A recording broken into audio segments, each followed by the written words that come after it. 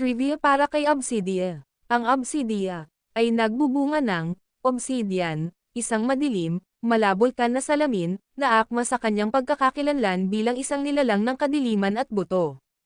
Ang kanyang pamagat na Sovereign of Dark's End ay nagbalangkas sa kanya bilang isang pinuno o hukom sa kadiliman.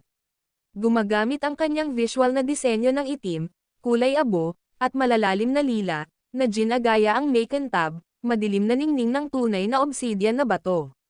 Visual, ang mga lumulutang na buto ng buto, ethereal trail, at dark, ghostly shadow effect ay kumukuha mula sa gothic, dark fantasy, at necromantic aesthetics.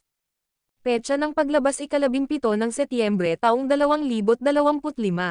Tungkulin: Marksman, Espesyalidad Finisher, Pinsala, Lane Rec, Gold Lane. Presyo: 32,000 battle points of 499 diamonds 499. Mapagkukunan ng kasanayan. Mana, uri ng pinsala, pisikal, pangunahing uri ng pag-atake range. Comment mo na ang favorite hero mo sa ML upang ang hero mo ang susunod kong gawan ng video. Pa-like and share naman ng video. At kung nagustuhan mo, pindutin mo na rin ang subscribe para ma-update ka sa mga darating pang mga video.